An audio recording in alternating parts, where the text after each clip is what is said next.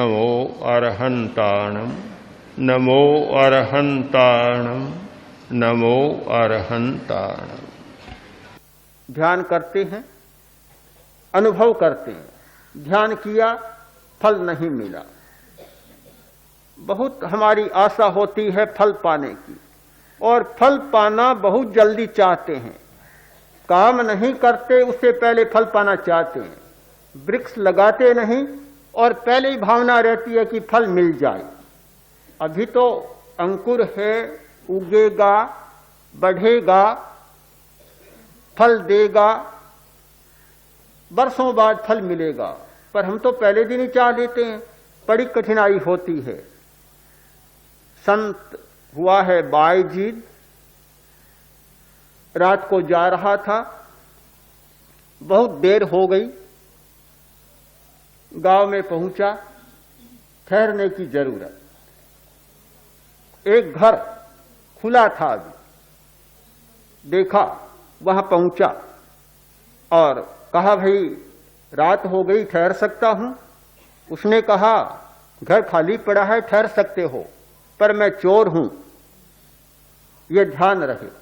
उसने कहा, मुझे क्या कठिनाई है, तुम चोर हो तो, अगर स्थान है तो मैं ठहर सकता हूं। आओ ठहरो। ठहर गया। चोर ने कहा, अब मैं चोरी करने जा रहा हूं, ध्यान रखना पीछे से। चोर चला गया, वापस आया चोरी कर। बायजीद ने पूछा, क्या मिला? आज तो कुछ भी नहीं मिला, खाली हाथ लौटा। दूसरा दिन, दूसरी रात, और चोर के तो फिर वही धंधा, वही काम, उसका तो वही व्यापार था।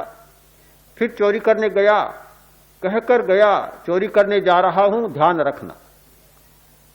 दूसरे दिन भी खाली हाथ लौटा। पूरा महीना बीत गया। रोज चोरी करने जाता है और खाली हाथ लौटता है। एक महीने के बाद बायजीद ने वहां से प्रस्थान किया और बोला कि तू मेरा गुरु है और मैं तेरा शिष्य हूं। चोर गुरु और बायजीद उसका शिष्य। कैसे? कि कितना बड़ा है धैर्य तुम्हारा, रोज चोरी करने जाते हो, खाली हाथ लौटते हो, कभी निराश नहीं होते।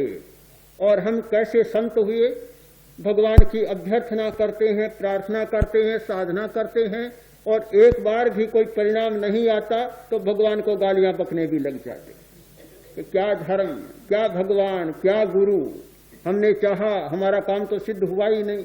बस यही है धर्म की शक्ति, यही है भगवान की शक्ति, हमने देख लिया, यही है गुरु की शक्ति। कुछ नहीं धरा, सब फालतू है, झूठ है, बकवास है, कोई कुछ भी आना जाना नहीं है। हम एक बार में अधीर हो जाते हैं। और तुम कितने बड़े ज्ञानी, कितने बड़े गंभीर और कितने धीर हो। एक महीने तक बराबर प्रयत्न किया, कुछ भी नहीं मिला, तो कभी ये मन में नहीं आई कि चोरी करना बकवास है, झूठी बात है, क्या पड़ा है चोरी करने, कभी मन में ही नहीं आया। एकदम बायजीद का मन बदल गया और बोला, गुरु तुम्हें प्रणाम करता हूं, मैं जा रहा हूं और अब तुम्हारा पाठ मैं पढ़ूंगा, भगवान की वैसी भक्ति करूंगा कि कुछ भी न मिले तो भी जीवन भर करता चला जाऊंगा। ध्यान शुरू किया। सुनते हैं कि प्रेक्षा ध्यान करने से दर्द मिट जाता है, प्रेशर ठीक हो जाता है, चित्त जम जाता है। हमने तो 10 दिन किया, कुछ भी नहीं हुआ, क्या धरा है, कुछ भी नहीं, ये सब फालतू बात है, कुछ भी नहीं है। बस बात वहीं समाप्त हो जाती है।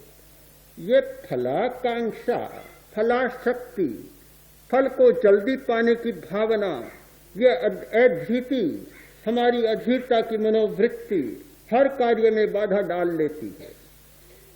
आप ये न माने कि प्रेक्षा ध्यान कोई जादू है या ध्यान कोई जादू होता है, ये कोई जादू नहीं है।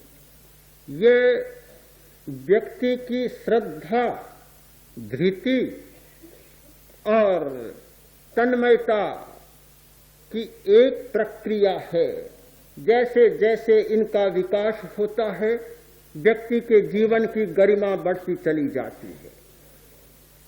एक विकल्प है, हम इस बात को न भूलें कि बहुत बड़ा हमारे जीवन का एक विकल्प है और हम उस विकल्प से आज तक वंचित रहते चले जा रहे हैं।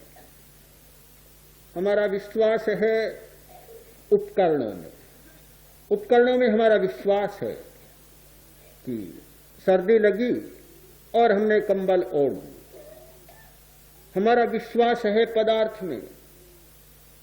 थोड़ी कमजोरी आई और टॉनिक ले लिया, बिकोसूल लिया, च्यवनप्राश लिया। हमारा विश्वास है कि टॉनिक लो, शक्ति आ जाए। मन में थोड़ी भावना जागी, कुछ सुख चाहिए, तृप्ति चाहिए। तृप्ति, सर्दी का मौसम कि गरम गरम चाय मिल जाए तो भगवान ही मिल जाए, परमात्मा मिल जाए, गरम खाना मिल जाए। थोड़ा सा मौसम आया और घर घर में लस्सी, शीरा, पकोड़े बड़े बन जाएंगे। तो आज तो सर्दी का मौसम है, ठंड का मौसम है या बरसात का मौसम है। यानी सुख की आकांक्षा मनुष्य में होती है। शक्ति चाहिए, सुख चाहिए। मनोरंजन करना है तो खेल चाहिए, या पढ़ने में रुचि है तो उपन्यास चाहिए, यानी प्रियता चाहिए। आदमी प्रियता के पीछे बहुत दौड़ता है। प्रियता की आकांक्षा, शक्ति की आकांक्षा, सुख की आकांक्षा, ज्ञान की जानने की उत्सुकता। क्या हुआ, क्या हुआ, बड़ा कुतूहल मन में होता है। घर घर में रेडियो चलते हैं, समाचार पत्र पढ़े जाते हैं कि सारे जगत की जानकारी मिल जाए।